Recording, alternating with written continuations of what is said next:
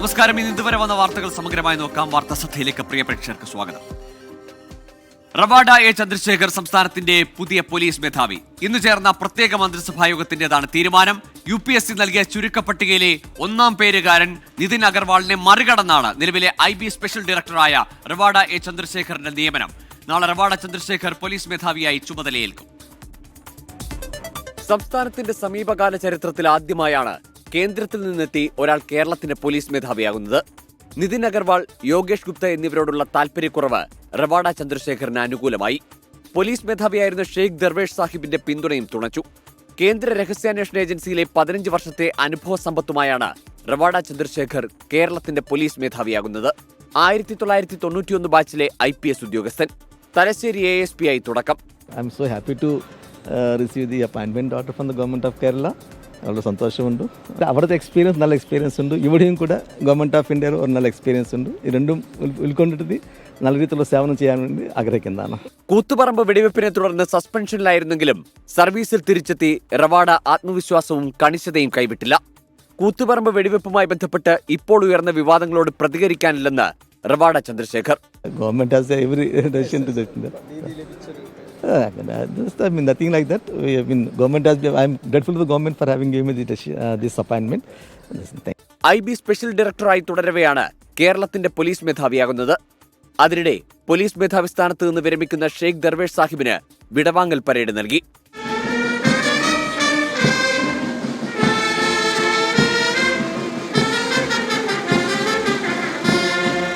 നാളെയാണ് റവാഡ ചന്ദ്രശേഖർ ചുമതലയേൽക്കുന്നത്.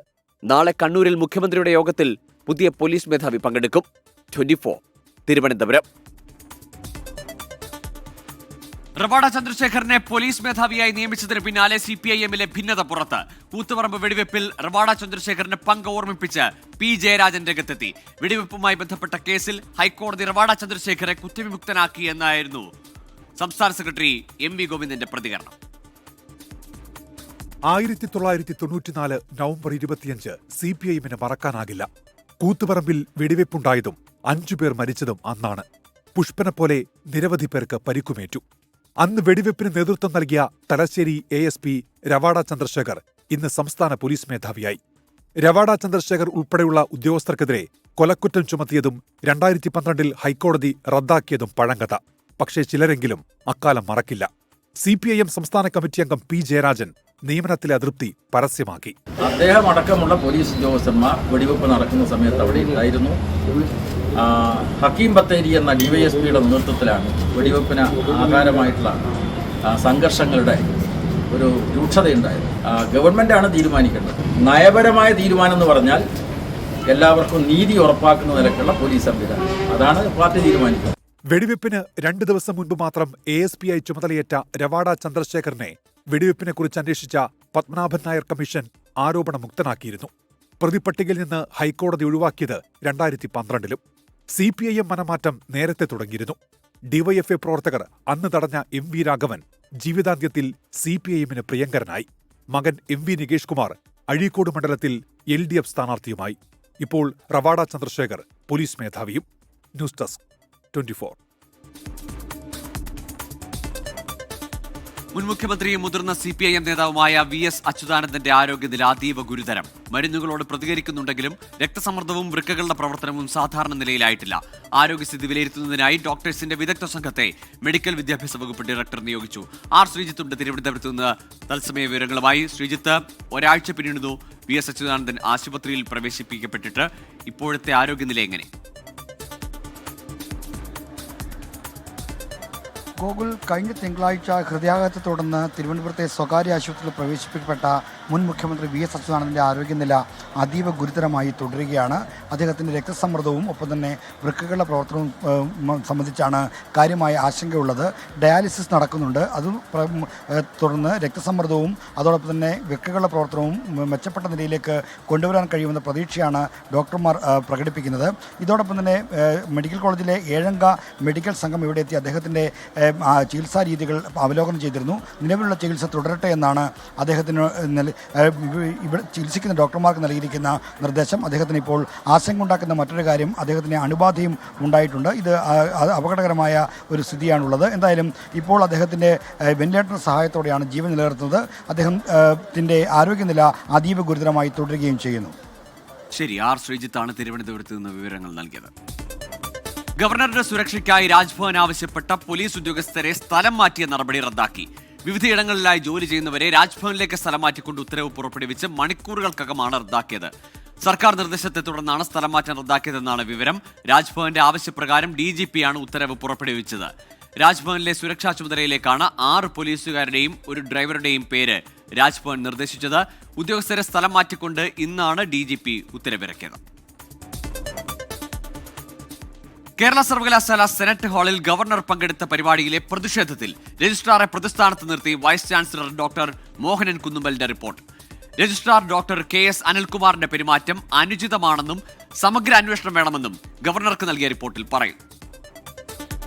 കാവിക്കൊടി ഇന്ത്യ ഭാരതാംബ വിഷയത്തിൽ സർക്കാർ ഗവർണർ പോര് കടുക്കുന്നതിനിടെ സർവകലാശാല വൈസ് ചാൻസലറും വിവാദത്തിൽ കക്ഷിയാവുകയാണ്.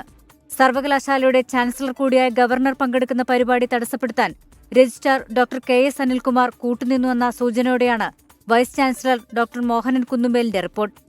അടിസ്ഥാനരഹിതമായ ആരോപണങ്ങളുടെ പേരിലായിരുന്നു രജിസ്ട്രാറുടെ നടപടി. അനിൽകുമാർ ഉത്തരവാദിത്തബോധം കാട്ടിയില്ല. മതചിഹ്നം പ്രദർശിപ്പിച്ചതുകൊണ്ടാണ് പരിപാടി തടഞ്ഞതെന്നാണ് രജിസ്ട്രാർ പറഞ്ഞത്. എന്നാൽ എന്താണ് മതചിഹ്നമെന്നോ ഏത് മതത്തിന്റെ ചിഹ്നമെന്നോ വ്യക്തമാക്കാൻ കഴിഞ്ഞിട്ടില്ല. വേദിയിൽ നേരിട്ടെത്തിയിട്ടും സ്വയം ബോധ്യപ്പെടുത്താൻ പോലും രജിസ്ട്രാർക്ക് കഴിഞ്ഞില്ല. ഗവർണർ വേദിയിലിരിക്കുമ്പോഴും ദേശീയഗാനം ആലപിക്കുമ്പോഴും ഹാളിലുള്ള അനുമതി റദ്ദാക്കിയ നടപടിയിൽ റിപ്പോർട്ടിൽ വൈസ് ചാൻസലർ ആശ്ചര്യം പ്രകടിപ്പിക്കുന്നുണ്ട്. ഇത് ഗവർണറോടുള്ള അനാദരവാണെന്നും സർവകലാശാലയുടെ വിശ്വാസ്യതയെ ബാധിക്കുന്നതാണെന്നുമാണ് VCയുടെ വിലയിരുത്തൽ. ഭാരതാംബയുടെ ചിത്രം പ്രദർശിപ്പിച്ചതിനാൽ ചടങ്ങ് അട്ടിമറിക്കാൻ സിൻഡിക്കേറ്റ് അംഗങ്ങളുടെ സമ്മർദ്ദത്തിന് വഴങ്ങി രജിസ്ട്രാർ പ്രവർത്തിച്ചുവെന്ന സംഘാടകരുടെ ആരോപണവും വൈസ് ചാൻസലർ ഏറ്റുപിടിക്കുന്നുണ്ട്. രജിസ്ട്രാർക്കെതിരെ നടപടി ലക്ഷ്യമിട്ടുള്ള നീക്കമാണ് വൈസ് ചാൻസലറിന്റേത് എന്ന് വ്യക്തം. റിപ്പോർട്ടിൽ വൈകാതെ രാജ്ഭവന്റെ നടപടി നിർദ്ദേശമുണ്ടാകും. 24 തിരുവനന്തപുരം. സുരേഷ് ഗോപി നായകനായ Janaki versus state of Kerala cinema വിവാദത്തിൽ സെൻസർ ബോർഡിനോട് ചോദ്യങ്ങളുമായി ഹൈക്കോടതി. ജാനകി എന്ന പേരിന് എന്താണ് കുഴപ്പമെന്ന് കോടതി ചോദിച്ചു. സിനിമയ്ക്ക് പ്രദർശനാനുമതി നിഷേധിച്ച നടപടിക്കെതിരെ സെൻസർ ബോർഡ് ഓഫീസിന് മുന്നിൽ സിനിമാ പ്രവർത്തകർ പ്രതിഷേധിച്ചു. ജാനകി എന്ന പേര് ഒഴിവാക്കണമെന്ന റിവൈസിംഗ് കമ്മിറ്റിയുടെ നിർദ്ദേശത്തിനെതിരെയായിരുന്നു ഹൈക്കോടതി വിമർശനം. ഇന്ത്യയിലെ ഭൂരിഭാഗം പേരുകളും ഏതെങ്കിലും ദൈവത്തിന്റെ പേരുകളാണ്. ജാനകി എന്ന പേര് മതപരമായും വർഗപരമായും എങ്ങനെയാണ് അവഹേളനമാകുന്നതെന്ന് ജസ്റ്റിസ് N നഗരേഷിന്റെ ബെഞ്ച് ചോദിച്ചു. സംവിധായകർക്ക് നിർദ്ദേശം നൽകുകയാണ് സെൻസർ ബോർഡ് ചെയ്യുന്നതെന്നും ആവിഷ്കാര സ്വാതന്ത്ര്യത്തിൽ ഇടപെടാൻ നിങ്ങൾക്ക് കഴിയില്ലെന്നും ജസ്റ്റിസ് N നഗരേഷ് തുറന്നടിച്ചു. കോടതിയുടെ നിലപാടിൽ പ്രതീക്ഷയുണ്ടെന്ന് FEFKA general secretary B Unnikrishnan. കോടതിയിൽ നിന്ന് തീർച്ചയായിട്ടും നമുക്ക് നീതി ലഭിക്കും എന്നുള്ള പ്രതീക്ഷ പങ്കുവച്ചു. അത് ഒരു പടി കൂടി മുമ്പോട്ട് പോയി കുറെ കൂടി ശുഭപ്രതീക്ഷയോടുകൂടി ഈ വിഷയത്തെ സമീപിക്കാനുള്ള ഞങ്ങൾക്ക് ധൈര്യം തരുന്ന, സ്വാതന്ത്ര്യം തരുന്ന ഒരു പരാമർശങ്ങളാണ് ബഹുമാനപ്പെട്ട ഹൈക്കോടതിയിൽ നിന്നുണ്ടായിരിക്കുന്നത്.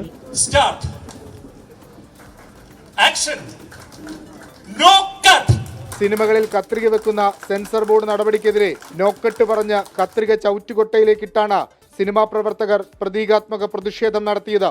കേസ് അനന്തമായി നീട്ടിക്കൊണ്ടുപോകാനാകില്ലെന്ന് കോടതി വ്യക്തമാക്കി. ഹൈക്കോടതി ബുധനാഴ്ച വീണ്ടും കേസ് പരിഗണിക്കും. 24 കൊച്ചി. കൊല്ലപ്പെട്ട വയനാട് ബത്തേരി സ്വദേശി ഹേമചന്ദ്രന്റെ ഫോൺ കണ്ടെത്തിയിരിക്കുന്നു. മൈസൂർ ബംഗളൂരു റോഡരികിൽ കാട് മൂടിയ സ്ഥലത്ത് പാറക്കൂട്ടത്തിനിടയിൽ ഒളിപ്പിച്ച നിലയിലായിരുന്നു ഫോൺ. പ്രതിയുമായുള്ള തെളിവെടുപ്പിനിടെയാണ് കണ്ടെത്തിയത്. 24 ബ്രേക്കിംഗുമായി മിഥില ബാലൻ ചേരുന്നു കോഴിക്കോട് നിന്ന്. മിഥില, ഈ കേസന്വേഷണത്തിൽ നിർണായകമാകുന്ന ഒരു തെളിവല്ലേ ഇത്? തീർച്ചയായും ഗോകുൽ, ഈ കേസന്വേഷണത്തിൽ ഏറ്റവും നിർണായകമായ ഒരു തെളിവ് തന്നെയാണ് ഈ ഹേമചന്ദ്രന്റെ ഫോൺ എന്നത്. ഈ ഫോൺ പ്രതികളുടെ കയ്യിലായിരുന്നു. പോലീസിനെ അന്വേഷണത്തിൽ വഴിതെറ്റിക്കാൻ ഈ ഫോണുമായി പ്രതികൾ മൈസൂരിലെത്തിയിട്ടുണ്ടായിരുന്നു. അങ്ങനെയാണ് ഹേമചന്ദ്രൻ മൈസൂരിലെത്തിയോ എന്ന ഒരു സംശയം പോലീസിനുണ്ടായത്. പക്ഷേ പോലീസിനെ വഴിതെറ്റിക്കാനുള്ള ഒരു പ്രതികളുടെ ശ്രമത്തിൻ്റെ ഭാഗമായിരുന്നു ഈ ഫോണുമായി മൈസൂരിലെത്തുകയും ഫോൺ അവിടെ നിന്നും ഓണാവുകയും ചെയ്തിട്ടുണ്ടായിരുന്നത്. ഇന്ന് ഈ ഒരു പ്രതികൾ ഒരാളായ അജേഷുമായി അന്വേഷണ സംഘം തെളിവെടുപ്പിന് പോയിട്ടുണ്ടായിരുന്നു മൈസൂർ ഭാഗത്ത്. അതിനിടയിലാണ് ഇത്തരത്തിൽ മൈസൂർ ബാംഗ്ലൂർ റൂട്ടിൽ ഒരു കാട് മൂടിയ സ്ഥലത്ത് പാറക്കെട്ടിനടിയിൽ ഫോൺ ഫോൺ ഒളിപ്പിച്ച നിലയിൽ കണ്ടെത്തിയിട്ടുള്ളത്. ഈ ഫോൺ ഇപ്പോൾ പോലീസ് കസ്റ്റഡിയിൽ എടുത്തിട്ടുണ്ട്. ഏറ്റവും നിർണായകമാണ് ഈ ഒരു അന്വേഷണത്തിൽ ഈ ഫോൺ. ശരി, മിഥില ബാലനാണ് കോഴിക്കോട് നിന്ന് വിവരങ്ങൾ നൽകിയത്. മലപ്പുറം പാങ്ങിലെ 1 വയസ്സുകാരന്റെ മരണകാരണം മഞ്ഞപ്പിത്തം ബാധിച്ചതിനെ തുടർന്നെന്ന് പ്രാഥമിക പോസ്റ്റ്മോർട്ടം റിപ്പോർട്ട്. ആന്തരിക അവയവങ്ങളുടെ രാസപരിശോധനാ ഫലം വന്ന ശേഷം തുടർ നടപടികളിലേക്ക് കടക്കാനാണ് പോലീസ് തീരുമാനം. ചികിത്സ ലഭിക്കാത്തതിനെ തുടർന്നാണ് കുഞ്ഞ് മരിച്ചത് എന്ന പരാതിയിലാണ് പോലീസ് അന്വേഷണം. കാടാമ്പുഴ സ്വദേശികളായ നവാസ് ഹിറ ഹറീറ ദമ്പതിമാരുടെ മകൻ ഇസൻ ഇർഹാന്റെ പോസ്റ്റ്മോർട്ടം റിപ്പോർട്ടാണ് പുറത്തു വന്നത്. കുഞ്ഞിന്റെ മരണത്തിലേക്ക് നയിച്ചത് മഞ്ഞപ്പിത്തം തന്നെയാണ് എന്നാണ് ഡോക്ടേഴ്സിന്റെ കണ്ടെത്തൽ. കുഞ്ഞിന്റെ ആന്തരിക അവയവങ്ങളുടെ രാസപരിശോധനാ ഫലം വന്നാലേ മഞ്ഞപ്പിത്തത്തിന് കുഞ്ഞിന് ചികിത്സ നൽകിയിട്ടുണ്ടോ എന്ന് വ്യക്തമാവൂ. രാസപരിശോധനാ ഫലം വന്നാൽ കൂടുതൽ നടപടിയിലേക്ക് കടക്കാനാണ് അന്വേഷണ സംഘത്തിന്റെ തീരുമാനം. കഴിഞ്ഞ വെള്ളിയാഴ്ചയാണ് കുഞ്ഞ് മരിച്ചത്. കുഞ്ഞിന് മാതാപിതാക്കൾ ചികിത്സ നൽകാത്തതാണ് മരണത്തിലേക്ക് നയിച്ചതെന്ന് പോലീസിന് പരാതി ലഭിച്ചിരുന്നു. ചികിത്സ നൽകിയിട്ടുണ്ട് എന്നാണ് മാതാപിതാക്കൾ പോലീസിനോട് പറഞ്ഞത്. കുഞ്ഞിന്റെ മാതാവ് ആധുനിക മെഡിസിനെതിരെ സമൂഹമാധ്യമങ്ങളിൽ നടത്തിയ വിമർശനങ്ങളും ചർച്ചയാവുന്നുണ്ട്. താനൂർ ഡിവൈഎസ്പി പ്രമോദാണ് കേസ് അന്വേഷിക്കുന്നത്. 24 മലപ്പുറം. തൃശൂരിൽ 3 വർഷത്തിനിടെ 2 നവജാത ശിശുക്കളെ കൊലപ്പെടുത്തി കുഴിച്ചുമൂടിയ സംഭവത്തിൽ നിർണായക തെളിവുകൾ ശേഖരിച്ച് ഫോറൻസിക് സംഘം. കൊല്ലപ്പെട്ട 2 കുഞ്ഞുങ്ങളുടെയും അസ്ഥിയുടെ അവശിഷ്ടങ്ങളാണ് കണ്ടെത്തിയത്. പ്രതികളായ അനീഷയെയും ഭവിനെയും കോടതിയിൽ ഹാജരാക്കി. തൃശൂർ മെഡിക്കൽ കോളേജിലെ ഫോറൻസിക് മേധാവി ഡോക്ടർ ഉന്മേഷിന്റെ നേതൃത്വത്തിൽ നടത്തിയ പരിശോധനയിലാണ് നിർണായക തെളിവുകൾ ശേഖരിച്ചത്. 2021 നടന്ന ആദ്യ കുഞ്ഞിന്റെ കൊലപാതകത്തിലാണ് വെള്ളികുളങ്ങരയിലെ അനീഷയുടെ വീട്ടിൽ ഫോറൻസിക് സംഘം പരിശോധന നടത്തിയത്. കുഞ്ഞിന്റെ കൈവിരലിന്റെ അസ്ഥികൾ ഉൾപ്പെടെ കണ്ടെത്തി. ചെറിയ കുട്ടിയല്ലേ, ജനിച്ചിട്ട് അധികം നാളായിട്ടുണ്ടാവില്ലല്ലോ. ഇനി ചെറിയ എല്ലും കഷ്ണങ്ങൾ കിട്ടി. കുഞ്ഞിലെ കൈയിലെ വിരലുകൾ, പിന്നെ നമ്മളെ കുഞ്ഞിലല്ലേ, കുഞ്ഞു പൈതലല്ലേ, അത്ര ഉണ്ടാവുള്ളൂ. ആമ്പല്ലൂരിൽ ഭവിന്റെ വീട്ടിലാണ് 2024 കൊല്ലപ്പെട്ട 2ാമത്തെ കുഞ്ഞിന്റെ അസ്ഥിഭാഗങ്ങൾക്കായി പരിശോധന നടത്തിയത്. വീടിനോട് ചേർന്നുള്ള തോടിന് സമീപത്തായി അസ്ഥികൾ കണ്ടെത്തി. ശേഖരിച്ച അസ്ഥിഭാഗങ്ങൾ DNA പരിശോധനയ്ക്ക് അയക്കുമെന്ന് പോലീസ്. അതിന്റെ ബാക്കിയുള്ള പാർട്സുകൾ ഇവിടെ നിന്ന് കിട്ടിയിട്ടുണ്ട്. അതിന്റെ ബാക്കി നടപടി ചെയ്യുന്നുണ്ട്. അതെ, ഇനി ഫർദർ നടപടികളുണ്ടാവും. കേസിന്റെ അന്വേഷണ ഭാഗമായുള്ള മറ്റു നടപടികൾ ചെയ്യുന്നു. പ്രതികളുടെ കുറ്റസമ്മത മൊഴികൾക്കപ്പുറം ശാസ്ത്രീയ തെളിവുകൾ കൂടി ശേഖരിക്കുകയാണ് അന്വേഷണ സംഘം. യൂട്യൂബിന്റെ കൂടി സഹായത്തോടെയാണ് പ്രസവം നടത്തിയതെന്നാണ് അനീഷ പോലീസിന് നൽകിയ മൊഴി. ലാബ് ടെക്നീഷ്യൻ കോഴ്സ് പഠിച്ചപ്പോൾ ലഭിച്ച അറിവുകളും അനീഷയ്ക്ക് ഇക്കാര്യത്തിൽ സഹായകരമായി. 2 തവണ ഗർഭിണിയായപ്പോഴും ഗർഭാവസ്ഥ മറ്റുള്ളവരിൽ നിന്ന് മറച്ചുപിടിക്കാൻ ഇറുകിയ വസ്ത്രങ്ങൾ ഒഴിവാക്കി വയറിൽ തുണി കെട്ടിയെന്നാണ് അനീഷ പോലീസിന് നൽകിയ വിവരം. കുഞ്ഞുങ്ങളെ കൊലപ്പെടുത്തുന്നതിന് മുൻപ് ചിത്രങ്ങളും ദൃശ്യങ്ങളും ഫോണിൽ ചിത്രീകരിച്ചിരുന്നതായും യുവതി മൊഴി നൽകിയിട്ടുണ്ട്. അരുംകൊല നടന്ന് വർഷങ്ങൾ പിന്നിട്ടു. തെളിവുകളായി അവശേഷിച്ചത് എല്ലിൻ കഷ്ണങ്ങൾ മാത്രം. സാഹചര്യ തെളിവുകൾ കൂടാതെ ഫോറൻസിക് പരിശോധനാ ഫലവും ഡിജിറ്റൽ തെളിവുകളാകും കേസിൽ നിർണായകമാവുക. വെള്ളിക്കുളങ്ങരയിലെ അനീഷയുടെ വീട്ടിൽ നിന്ന് ബിനേഷ് ബാബുരാജിനൊപ്പം നിതിൻ അംബുജൻ, 24. ഉപകരണങ്ങളില്ലാതെ തിരുവനന്തപുരം മെഡിക്കൽ കോളേജിൽ ശസ്ത്രക്രിയ മുടങ്ങിയെന്ന യൂറോളജി വിഭാഗം മേധാവി ഡോക്ടർ ഹാരിസ് ഹസന്റെ വെളിപ്പെടുത്തലിന് പിന്നാലെ അന്വേഷണം തുടങ്ങി ആരോഗ്യവകുപ്പ്. വിവാദം തുടരുന്നതിനിടെ കൂടുതൽ സർക്കാർ ആശുപത്രികളിൽ നിന്ന് അസൗകര്യങ്ങളുമായി ബന്ധപ്പെട്ട പരാതികൾ ഉയർന്നു. സംവിധാനങ്ങൾ പരാജയപ്പെടുന്നതിൽ ഡോക്ടേഴ്സിനെ പഴിചാരുന്നത് അവസാനിപ്പിക്കണമെന്നാവശ്യപ്പെട്ട് നാളെ മെഡിക്കൽ കോളേജ് ഡോക്ടേഴ്സ് പ്രതിഷേധം സംഘടിപ്പിക്കും. കോട്ടയം മെഡിക്കൽ കോളേജിലെ സൂപ്രണ്ട് ജയകുമാർ, TK യൂറോളജി വിഭാഗം മേധാവി doctor Rajeevan, Alappuzha medical college principal doctor B Padmakumar, nephrology വിഭാഗം മേധാവി ഡോക്ടർ ഗോമതി എസ് തുടങ്ങിയവരാണ് വിദഗ്ധ സമിതിയിൽ. ഡോക്ടർ ഹാരിസ് ഹസൻ വെളിപ്പെടുത്തിയ കാര്യങ്ങളെക്കുറിച്ച് സമിതി വിശദമായി അന്വേഷിച്ച് സർക്കാരിന് റിപ്പോർട്ട് നൽകും. ഡോക്ടർ ഹാരിസ് ഹസൻ ഉൾപ്പെടെയുള്ളവരിൽ നിന്ന് വിദഗ്ധ സമിതി മൊഴിയെടുത്തു. വളരെ തൃപ്തികരമാണ്. അത് ഇത്രയും വേഗത്തിൽ ഗവൺമെന്റ് അതിനെപ്പറ്റി അന്വേഷിക്കുന്നതിനും അന്വേഷണ കമ്മിറ്റി ഏർപ്പെടുത്തിയതിലും വളരെ സന്തോഷമുണ്ട്. എല്ലാ വിഷയങ്ങളും വിദഗ്ധ സമിതി അന്വേഷിച്ച് ഇതിന് ശാശ്വതമായ ഒരു പരിഹാരം നേടിത്തരാമെന്ന് അവർ ഉറപ്പ് നൽകിയിട്ടുണ്ട്. മരുന്നുൾപ്പെടെ സകല സാധനങ്ങളും വാങ്ങി നൽകിയിട്ടും 10 ദിവസത്തിന് ശേഷമാണ് തിരുവനന്തപുരം മെഡിക്കൽ കോളേജ് ആശുപത്രിയിൽ ശസ്ത്രക്രിയ നടത്തിയതെന്ന് കൊല്ലം ആയൂർ അകമൺ സ്വദേശി ചെല്ലം ആരോപിച്ചു. കാലൊടിഞ്ഞ 85-കാരിക്ക് ചെലവായത് 85,000 രൂപയാണ്. തന്നിട്ടില്ല. തന്നെന്ന് പറഞ്ഞാൽ അവിടെ അമ്മയ്ക്ക് ക്ഷീണം വരുമ്പോഴത്തേക്ക് ഒരു ട്രിപ്പ് ഇടും. ഫിറ്റിംഗ് ചെയ്യുന്നത് മാത്രം ഭഗവതി മെഡിക്കലിൽ നിന്ന് മേടിക്കാൻ പറഞ്ഞു. എൻ്റെ മൊത്തത്തിൽ ഞാനിപ്പോൾ ഹോസ്പിറ്റലിൽ പോയ എല്ലാം കൂടെ ഒരു 85 രൂപയ്ക്കകത്ത് എനിക്ക് ചിലവുണ്ട്. സംസ്ഥാനത്തെ കൂടുതൽ ആശുപത്രികളിൽ നിന്നും പരാതികൾ ഉയരുകയാണ്. ഇടുക്കി ജില്ലാ ആശുപത്രിയിൽ ലിഫ്റ്റ് തകരാറിനെ തുടർന്ന് ഡയാലിസിസ് രോഗികളെ 5ാം നിലയിലേക്ക് ചുമന്നു കൊണ്ടുപോകേണ്ട സ്ഥിതിയാണ്.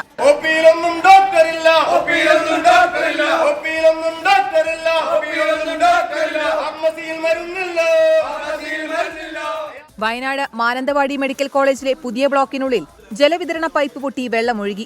2 വാർഡുകളും കാർഡിയോ ഒപിയുമുള്ള കെട്ടിടത്തിലാണ് സംഭവം.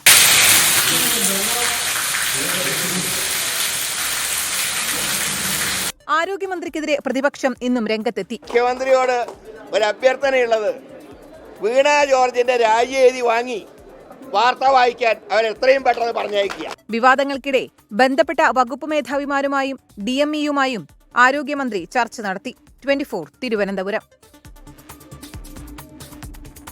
SFIയുടെ ദേശീയ സമ്മേളനവുമായി ബന്ധപ്പെട്ട കോഴിക്കോട്ടെ സർക്കാർ സ്കൂളിന് ഇന്ന് അവധി നൽകിയത് വിവാദത്തിൽ.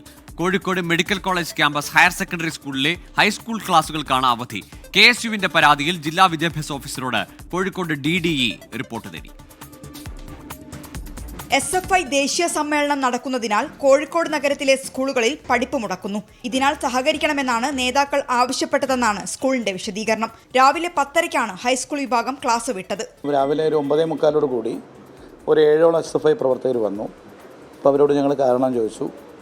അപ്പോൾ അവർ പറഞ്ഞു, നമ്മളെ അഖിലേന്ത്യാ സമ്മേളനം ടൗണിൽ നടക്കുന്നുണ്ട്, അപ്പോൾ ഒരു റാലി നടക്കുകയാണ്, നഗരത്തിലെ മുഴുവൻ വിദ്യാഭ്യാസ സ്ഥാപനങ്ങളിലും ഞങ്ങൾ പഠിപ്പ് മുടക്ക് ആഹ്വാനം ചെയ്തിട്ടുണ്ട്, അപ്പം സ്കൂൾ വിടണം എന്ന് പറഞ്ഞു. ഞങ്ങൾ വിടാൻ പറ്റില്ല എന്ന് പറഞ്ഞു. അപ്പോൾ അവർ പോകാതെ കുറേ നേരം നിന്നു. അപ്പോൾ നമ്മൾ അതിൻ്റെ അടിസ്ഥാനത്തിൽ 8, 9, 10 ക്ലാസ്സുകൾ വിട്ടു. അതാണ് ഉണ്ടായത്, അല്ല അവധി കൊടുത്തിട്ടില്ല. മുഖ്യമന്ത്രി പിണറായി വിജയൻ പങ്കെടുക്കുന്ന സമാപന സമ്മേളനത്തിലേക്ക് ആളെ കൂട്ടാനാണ് വിദ്യാർത്ഥികളെ SFI പ്രവർത്തകർ വിളിച്ചിറക്കിയതെന്നാണ് ആരോപണം. വിഷയത്തിൽ പ്രതിഷേധിച്ച് KSU പ്രവർത്തകർ DDEക്ക് പരാതി നൽകി. KSU പ്രവർത്തകരും പോലീസും തമ്മിൽ ഉന്തും തള്ളുമുണ്ടായി.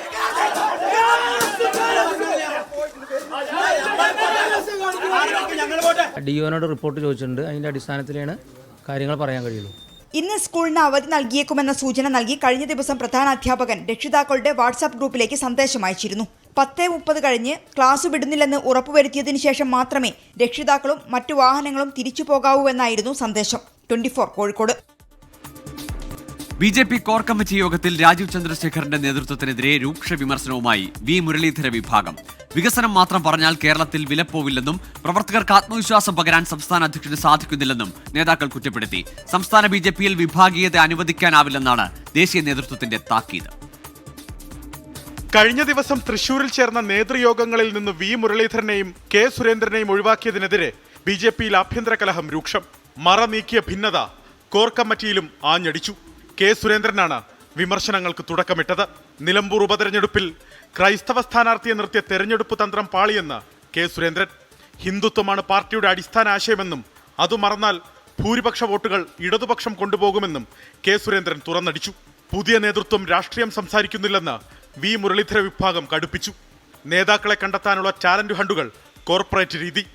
പ്രവർത്തകരുടെ ആത്മവിശ്വാസം ഇല്ലാതാക്കുന്ന നടപടിയാണ് നേതൃത്വം സ്വീകരിക്കുന്നത്. K സുരേന്ദ്രനെയും V മുരളീധരനെയും നേതൃയോഗങ്ങളിൽ നിന്ന് ഒഴിവാക്കിയതിന്റെ മാനദണ്ഡം എന്തെന്നും വിമർശനം. തൃശൂരിലെ നേതൃയോഗത്തിൽ ക്ഷണമില്ലാത്ത വിവരം എങ്ങനെ പുറത്തുപോയി എന്നായിരുന്നു PK കൃഷ്ണദാസ് പക്ഷത്തിന്റെ ചോദ്യം. പങ്കെടുത്തവർ തന്നെയാകും പുറത്തുവിട്ടതെന്ന് എതിർവിഭാഗത്തിന്റെ മറുപടി.